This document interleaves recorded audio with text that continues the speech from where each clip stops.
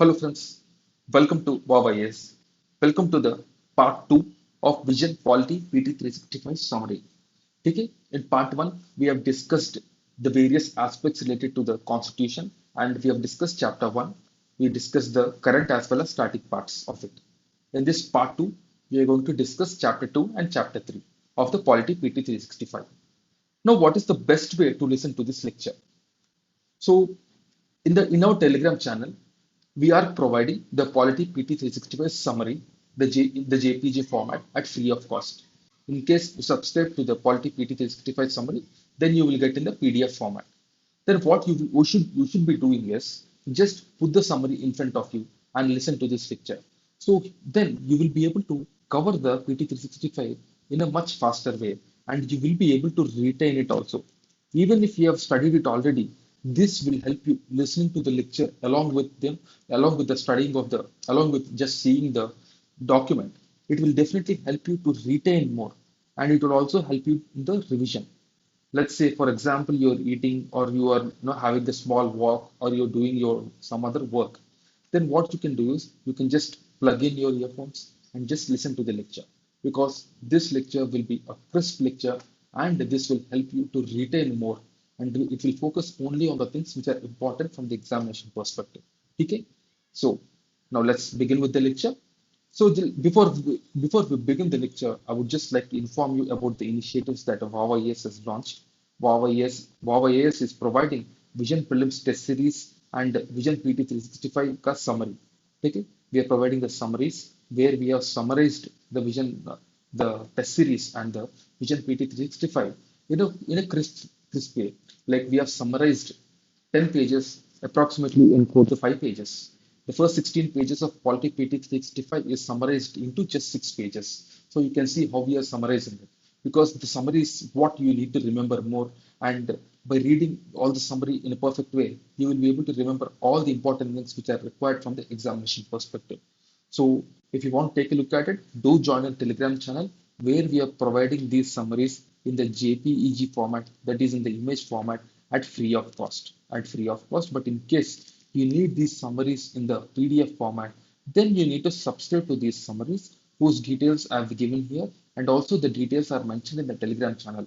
In the description, I'm leaving the link for the Telegram channel. So do join the Telegram channel where you can get more information regarding this. Okay, now let's begin with the discussion. So now we'll start with the chapter 2. So the chapter 2 is functioning of parliament, state legislature, and local government. So this is about the functioning. And the first news is about the questionnaire. So recently what happened is the questionnaire was suspended during the COVID pandemic. So during the COVID pandemic and during the in the midst of the pandemic, when there was a parliamentary session, the questionnaire was suspended and there was a lot of debate and discussion regarding the questionnaire. So from the examination perspective, it is important to know for us about this questionnaire. So this questionnaire is basically is the first hour of the sitting. So it is the first hour of sitting, okay? And here in this questionnaire, MPs ask question to the respective ministers. So this questionnaire started in 1952 in the Lok Sabha rules, and even in the Rajya Sabha also the questionnaire will happen. Earlier in Rajya Sabha it used to be 2 days a week. In Lok Sabha it will be held every day, but in the initial phase in Rajya Sabha it used to be just 2 days a week. But later it is now increased to every day from 1964. Okay, so if you see a day in a parliament, it starts at 11 a.m. and the first hour what they have is the questionnaire, where the questions will be asked to the respective ministers, and there are various questions, starred, unstarred, and all, which we will see. And after the questionnaire, we have the 0 hour. The 0 hour is Indian innovation, and this 0 hour is not mentioned in any rules. Okay? And from 1 to 2, they have the lunch, and from 3 o'clock, the business of the house starts. That is passing of bills, the debates and discussion regarding the bills and all. It will start from 2 o'clock and it will end at 6 p.m. Okay, this is a typical day in a parliament. So if you see, a member has to give a 15-day notice to the chairman in a prescribed manner, and this is for the questions. Okay, and that can be reduced also depending on the speaker, depending on the need and what speaker decides. And also, a person can ask, basically an MP can ask only 5 questions per day. Okay, and in Rajya Sabha, this limit is 7 questions per day. Remember, there is nothing like an MP can ask unlimited number of questions. An MP in Lok Sabha can ask only 5 questions per day. Now we will see various kind of questions.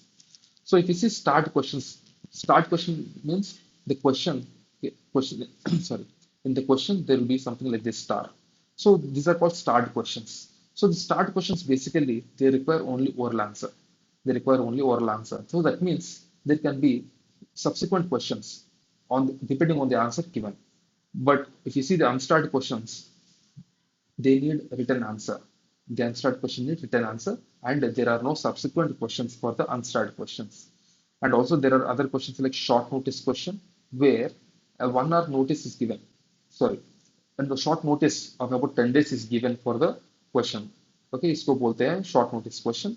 And there's something called the question of private members where matter connected to the member to whom question is asked. Okay, this might be regarding to a bill or resolution.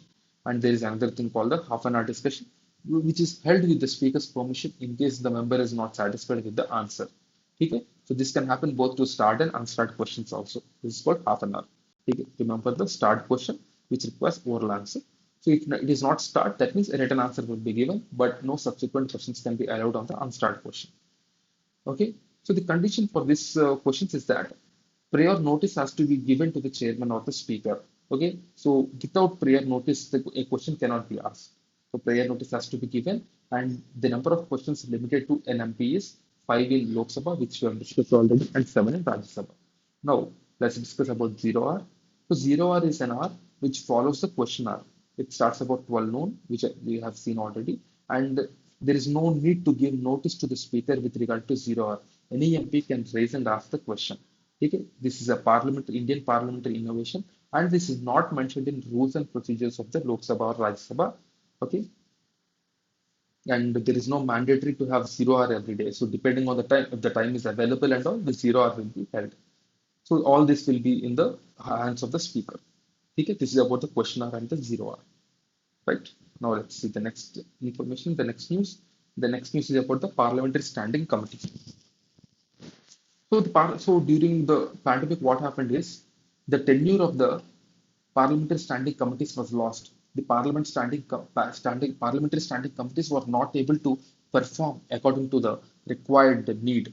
So the Rajya Sabha chairman, who is the vice president, he has called for 2 years fixed tenure for the house panels because as they were not able to perform the required functions, Rajya Sabha chairman felt that is the vice president felt that there has to be a 2 year fixed tenure. Okay, so that's why this was in news. And currently now the Rajya Sabha and the Lok Sabha they have two options: whether to extend the term of panels or to form new committees with a fixed term of 2 years. Because presently the term of this parliamentary standing committees is only 1 year. Currently the term is only 1 year. Now, there are different kinds of parliamentary standing committees. They are basically formed in order to scrutiny the work of the government, because the executive is responsible to the legislature. So, legislature has to hold the executive accountable. So, इसके लिए these parliamentary standing committees work very well. And these parliamentary standing committees they are divided into 6 categories. First is the financial committee. Next, the department-related standing committees. Next, the committees to inquire. Next, the committees to scrutinize and control. Next, the committee related to day-to-day business of the house. Next, you have the housekeeping committee or service committees. So these are the various standing committees. And sometimes there are also ad hoc committees that are formed. And these ad hoc committees they cease to exist. They cease to exist when the task is completed. So they will be given a specific task when and where the need arises. So when the need and that need completes, then these ad hoc committees they perish. They will not exist. Okay? So the constitution does not make any special provision regarding their composition, tenure, etc. It is the rules of the house that makes all of these things. So the parliamentary standing committees are not constitutional bodies, rather they are formed on the rule depending on the rules of the houses. So objectives ensure detailed scrutiny and uphold accountability, aid opposition in exercising control over the executive, engage with relevant stakeholders, ensure financial prudence, and etc. Okay, these are the important ones. So these parliamentary standing committees draw their authority from Article 105, which are the privileges to the MPs, and Article 180, that is Parliament's authority to make rules for regulating its procedures. So under these both articles, Under these both articles, the rules are made. Though they are not constitutional, but they derive their power from the constitution itself. Okay? And the parliament is not bound by the recommendations of these committees, they are just advisory in nature. Now let's see the next news. The next news is about the 2.3. It is about the Office of Profit. So this Office of Profit, it will be in use for a lot of reasons. Every year it will be in use. So it is very important for us to know the important things about this Office of Profit. So if you see this Office of Profit, it is not defined in the Constitution or under the Representation of People Act. So the elections are held under this Representation of People Act. So the Office of Profit is not defined. The essence of the legislators should be to able to carry out their duties in a free and fair manner without any obligation to the government. So the parliamentarians or the people who are elected to the legislative assembly, they have to carry on their function without being dependent on the government. So that is the reason this office of profit should not exist. So office of profit का मतलब ये है कि if a legislature or an MP, let's say for example, they also hold another government position. So that means they have two tasks, they have to do two works. So that means their work, the original work, what they have to do as an MP, it will get compromised because of the other office. तो इसको बोलते हैं हम Office of Profit. So Supreme Court in Pradyut Bardoli versus Swapna Roy. So in this case, Supreme Court gave four detailed guidelines with regard to the Office of Profit. So what can be called as Office of Profit is being told by the Supreme Court. So they are whether government exercise control, appointment or removal and performance of this office, then it can be called as Office of Profit. Whether the office has remuneration, if it has remuneration, then definitely it will come under Office of Profit. Whether the body in which the office is held has government powers like releasing money or holding anyone accountable like that, etc. Whether office enables the holder to influence by way of patronage. So if these conditions satisfy, then then that office can be called as Office of Profit. If any of the conditions satisfy, that's enough. So Supreme Court, while holding the disqualification of Jaya Bachchan from Rajya Sabha, has said that what is relevant is that whether the office is capable of yielding a profit or pecuniary gain. Yani the MP or this legislative or the MP or the person from legislative assembly, they should not be having any office which can yield a profit. Yani वो office उन MP और MLA को profit देते हैं और MP and MLA will be gaining something from that office politically और personally then उसको office of profit बोलते हैं ठीक है article 102 and 191 say that MP or MLA is barred from holding any office of profit but the what is office of profit or the office of profit definition is not defined in the constitution ठीक है even in RPA 1951, which defines all the elections and the rules of elections, it also says that holding an office of profit is ground for disqualification. That means an MLA or MP can be disqualified if they hold an office of profit. Okay, so this is all about this office of profit. Now, the next news is about the Rajya Sabha election. So, Rajya Sabha elections is being held in various states. So, it was in news. So, Rajya Sabha is basically the upper house of the parliament. There are two houses, the lower house and the upper house. Rajya Sabha is the upper house. Okay, and the people are elected to Rajya Sabha not by a direct election but an indirect election, you can say, because the members of Rajya Sabha election take place and the voters are the MLA of that state. Okay? And the number of seats a state has in Rajya Sabha depends on the population of that state. Okay? So if you see some information about the elections, so Rajya Sabha, it's a permanent body and one-third members retire every year. One-third members retire every year. Okay? And the members of the Rajya Sabha are elected by the members of state legislative assembly and not the state legislative council, remember. Okay, only MLAs can elect the people to Rajya Sabha. So the method is proportional representation by means of single transferable vote. And the schedule which talks about the Rajya Sabha seats is fourth schedule. The fourth schedule talks about allocation of seats in Rajya Sabha. And if you see the total strength of Rajya Sabha currently, it is 250. But currently there are 245 people in Rajya Sabha.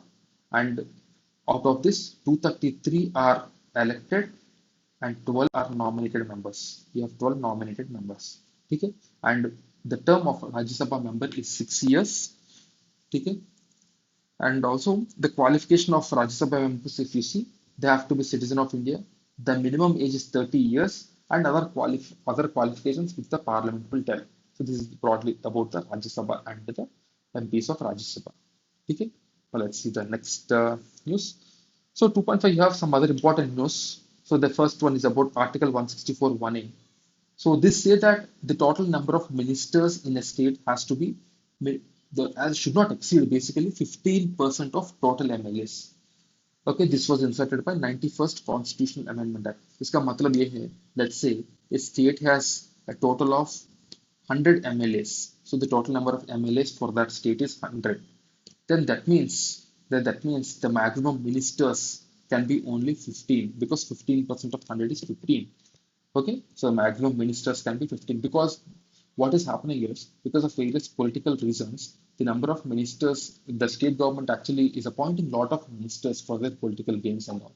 So इसीलिए the number of ministers was capped at 15% of total MLAs. And this was recently violated by the Council of Ministers of Madhya Pradesh. So we have to see what will happen in this case. Okay. Next is about the breach of privileges. The Supreme Court gave relief to Arnab Goswami, who was when there was a case filed against him for making derogatory remarks against the Chief Minister of Maharashtra. So the privileges are basically special rights which an MLA or MP will have. Okay, so these privileges they cannot be they cannot be taken away by any person because they can obstruct or impede the functioning of House or the state legislature. So in India there is no law regarding the breach of privileges. Only the conventions established by the British they come into picture. Okay? So this is about the breach of privileges. In simple words, privileges yani special rights which the parliamentarian or the people of legislative assembly have. So the next news is about the MP led fund. Basically, MP led fund ये है कि every MP, every MP of the parliament will have 5 crores at his disposal. So what the MP can do, he can suggest he can suggest works in his constituency with that 5 crores. इसको MP led बोलते हैं. So every year MP will have 5 crores. So MPs have urged the government to release funds for the projects sanctioned in 2018-19, which were suspended to the COVID-19 pandemic. So during COVID-19 pandemic, all the MPLAT funds were suspended, and the MPs actually urged the government to release 2018-19 funds because every year the MP will have funds.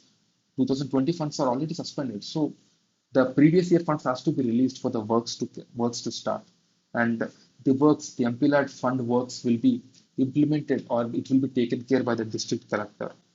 Okay? So annually MPs have to recommend the work costing at least 15% and 7.5% of MPLAD's entitlement for that year, especially to the SC/ST population. So out of 5 crores, an MP has to suggest at minimum of 15% and 7.5% for the SC and ST community every year. Okay, this is about MPLAD fund. And remember, it's not a statutory or a constitutional fund, the MPLAD fund. It's just based on some conventions and rules. Now, the next news is about the Attorney General. So, Attorney General KK Venugopal, he was reappointed as Attorney General for one more year. So, there is no specific term for this Attorney General office. So, will be in the office depending on the president, depending on the pleasure of the president. And the Attorney General basically is governed by Article 76 of the Constitution, and he is the highest law officer in the country, and he can actually represent and he can have presence in any court in India. He can even attend the parliament during its proceedings, but the only thing is that he cannot vote in the parliament. So Attorney General is a constitutional body. But remember, guys, the Solicitor General, the Additional Solicitor General, so these offices they are not constitutional bodies. Only Attorney General is a constitutional office. Okay? Now let's move on. So now we'll see the chapter 3, which is the center-state relations. Chapter 3 talks about center-state relations. And the first news is about Arunachal Pradesh, where Arunachal Pradesh Assembly unanimously passed a resolution for the entire state to be included in 6th schedule. So 5th schedule and 6th schedule, these are two important schedules which we have, where these schedules are introduced to meet the aspirations and protect the local communities and cultures of the local people. And Article 371 to 371J, they have these special provisions. And now Arunachal Pradesh is demanding for the state to be included in the sixth schedule. Okay? So basically, some of the northeastern states they have this important provision called the inner line permit, where citizens of India have to take a permit to enter these states. To enter these states. So the inner line permit is that document which citizens of India who, who come from outside, except from these states, they have to take permission in order to enter into states like Arunachal Pradesh, Nagaland, Mizoram, and Manipur. Okay? So this is a special protection what they have, so that their local culture and traditions are protected. And the sixth schedule basically empowers tribal communities, and even the fifth schedule also. The sixth schedule actually it is applicable only to few states like Assam, Meghalaya, Tripura, and Mizoram, right? So these are the constitutional provisions that we have. Now we will see some difference between the fifth schedule and sixth schedule. So the fifth schedule is applicable in few states like Andhra, Telangana, Chhattisgarh, Madhya Pradesh, Himachal Pradesh, Gujarat, Jharkhand, Maharashtra, Rajasthan, and Odisha. So this is under Article 271 only. And the sixth schedule is applicable to few states like the Assam, Tripura, Meghalaya, and Mizoram. So if you want to remember the states where sixth schedule is applicable, you can remember like this: Amime 3, Amime 3. So A means Assam, Me means Mizoram, Me means Meghalaya, and 3 for Tripura, Amime 3. You can remember this term Amime 3, which gives us the sixth schedule states. So councils, if you see this, the fifth schedule have this tribal advisory council. This tribal advisory council consists of 20 members, out of which three-fourth members of this tribal advisory council are from the state legislative assembly only. The SC/ST or you can say SC/ST members of the state legislative assembly, they constitute the three-fourth composition of this tribal advisory committee.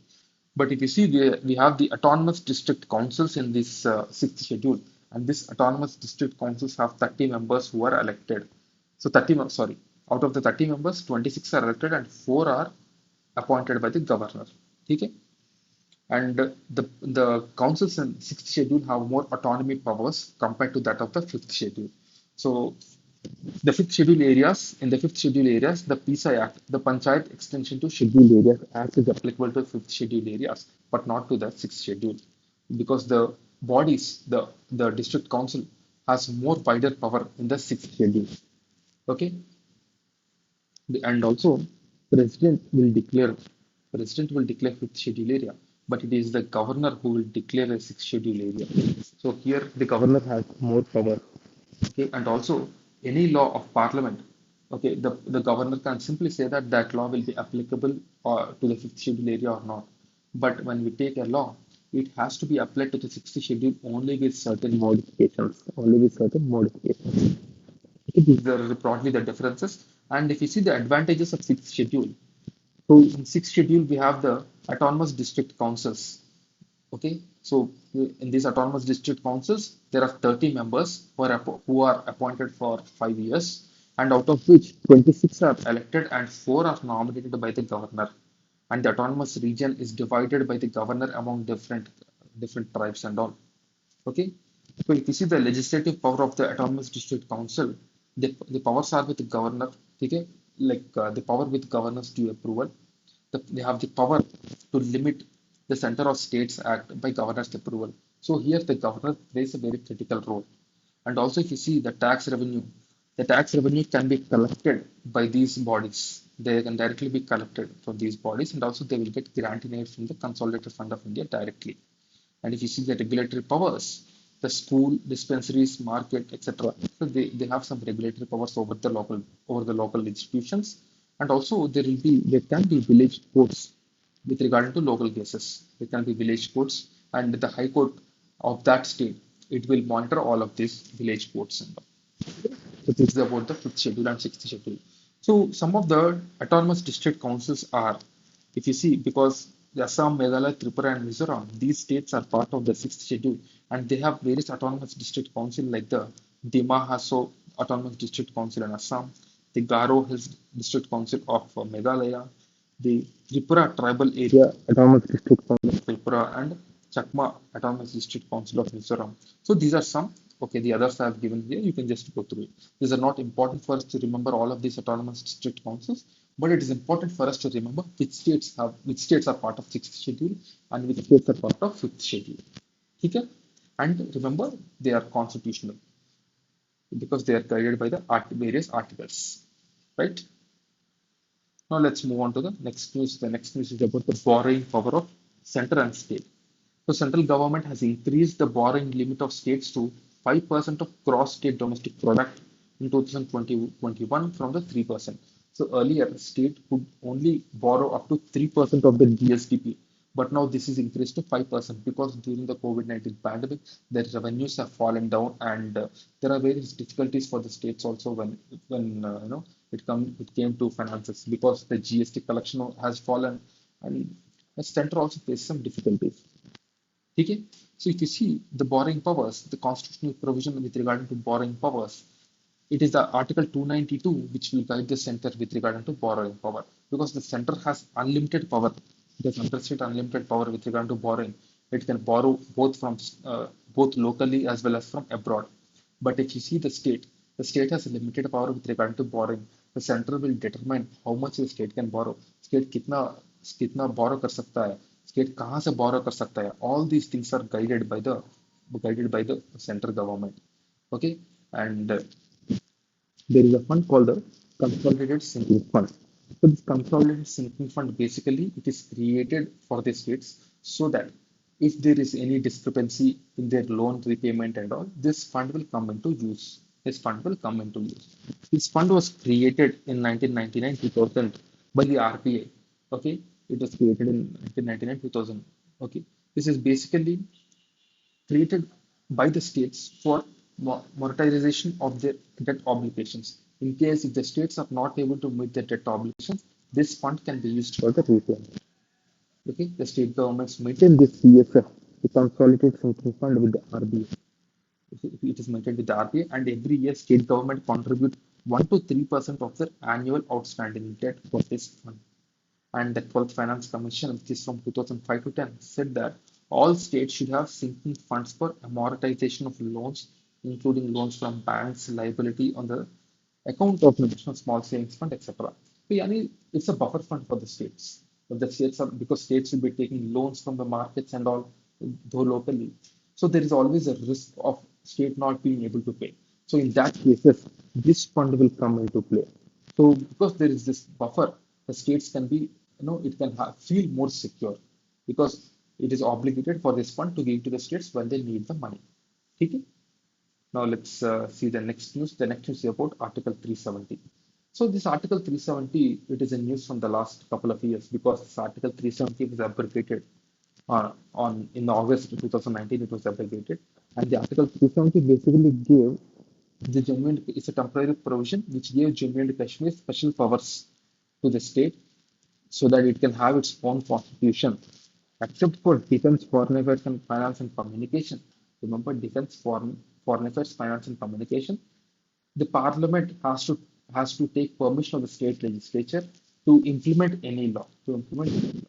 Okay? And also, there is another article called Article 35A. Actually, this came into picture, or actually, this was introduced so that they can define permanent residents of the state, the permanent residents of the state who can have some special power and special rights. Because of this article only, other state people were not able to enter into Jammu and Kashmir and they are not able to settle in Jammu and Kashmir. Right? Now let's here as this is there from quite some time. Here it is important for us to see what are the new things that are implemented, what are the new developments that happen. So there might be potential question in these aspects only because the Article 370 and 35A is not new, so there is nothing much that can be asked. But there can be a question based on the recent developments. So if you see the recent developments, the Jammu Kashmir Panchayat Raj Act of 1989, it was amended to facilitate the setting up of District Development Council. So this District Development Council was set up as a new governance unit under the 73rd Constitutional Amendment Act. That means a local government. And also this district development council, it will replace the district planning and district development board.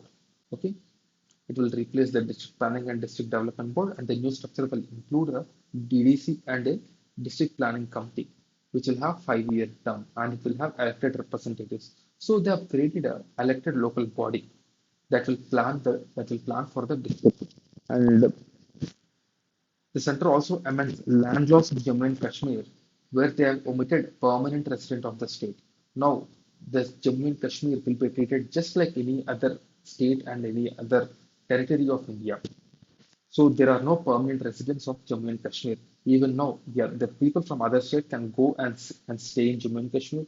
They can also purchase property in Jammu and Kashmir.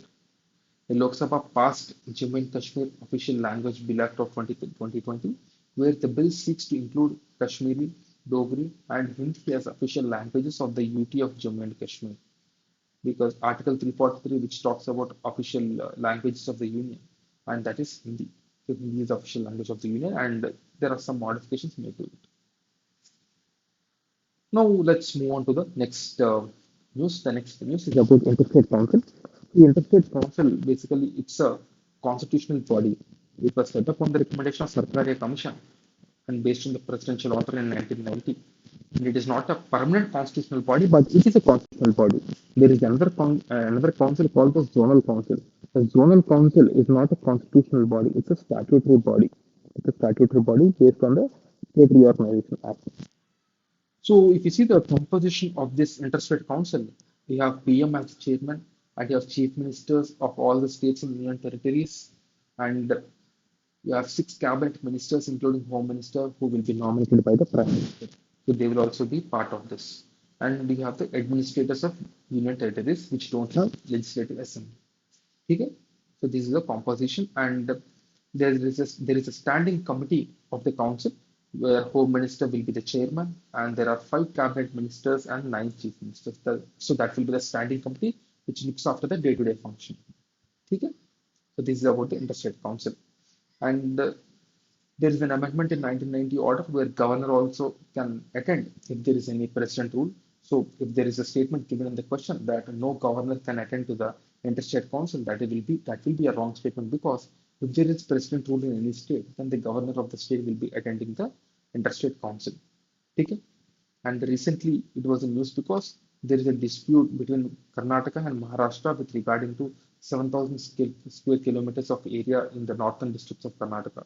So there is this disturbance between the states that has to be solved by the interstate council because after all, interstate council is to discuss and solve the issues between the states. So what is the mechanism that we have to solve dispute between states? The first is Article 3, where the parliament, just by consulting the state, can do whatever it wants with regard to the state boundaries. First, they have to consult state, but after consulting the state, the decision of the state or what the state says is not binding on the parliament. Parliament can take its own decision. Parliament can take its own decision. Whether if it want, it can split a state. If or if it want, it can combine two states. It can do whatever it wants. Next, you have Article 131, which says that Supreme Court has exclusive jurisdiction with respect to the interstate dispute or dispute between two or more states. And there is another article called Article 263, where President can create the interstate council, where the advice tendered by this council regarding the resolution, it will be applied on the states. Okay? So these are the three mechanisms that we have. Now let's move on to the next news. It's about the aspirational district program, and this aspirational district program basically it was launched by Niti Aayog to improve the human development of the backward districts. Okay, so basically to bring up these backward districts, this was created. So as per the assessment report of ADP, which was released jointly by Institute for Competitiveness and Social Progress Imperative. So there is an assessment, and according to this assessment, so there are a lot of areas where the underdeveloped districts have improved. Okay, and this aspirational district program actually is implemented in only 112 districts of India, including 35 left-wing extremist district. So the main idea of this program is to move beyond economic measures of success because creating a happy life for people is not only about economical development, it's about the holistic development. It's about the holistic development which will be focused by this aspirational district program. And it will also enable the equitable regional development. Equitable regional development, yani the development without any without any ups and downs or without any inequality, you can say. The driving change to the cooperative and competitive federalism. Because as the rankings will be given every year, the districts will be ranked every year, and there will be competition, which will lead to more effective functioning or more effective development. And the program focus on six main themes, which is important for us to remember. These six main themes, they are health and nutrition, education, agriculture and water resource, because it is mostly in the backward regions, and in these regions, agriculture will be the main occupation of the people. And we have financial inclusion, the skill development, the basic infrastructure. So these are the six broad themes, six main themes, and they are further divided into 49 indicators. But these are the six main themes. The main themes are, remember, health, education, agriculture, financial inclusion, skill development, infrastructure. These are the six themes, right? And what is the basic structure of program? If you see the basic structure, where it is in this basic structure, the Niti Aayog will be anchoring. So the Niti Aayog will be anchoring, and individual ministries will have more responsibility. The Niti Aayog just will be anchoring. That means it will give suggestions and it will give required data. But the individual ministries, they have to take care of all these uh, implementation and other things with regarding to this program. The state government are the main drivers of the change. The state will have more power because the state has more authority over health and other areas, health education. In these areas, the states have more authority and more power. So they have to act in order to transform these districts. And in each district, the central Prabari officer of rank of additional secretary or joint secretary is appointed to provide feedback based on the local level findings. And Niti Aayog releases Delta rankings. Okay, Niti Aayog releases Delta rankings every year to show the areas where the districts have improved and all. So remember, Delta ranking is basically for this aspirational district program. Okay, and Institute for Competitiveness India is the Indian knot in the global network of Institute for Strategy and Competitiveness at Harvard Business School. And Niti Aayog also releases the India Innovation Index. So this Institute of Competitiveness, basically, it's an international initiative centered in India and dedicated to enlarging and purposeful dissemination of the body on research and competitive strategy. So it's basically a body which is centered around India. It's an international body which will try to improve the competitiveness. Okay, and the Niti Aayog every year releases the India Innovation Index 2019. Every year it will release so that the states will be ranked based on the innovation, and this increases the competitive federalism in the country, right?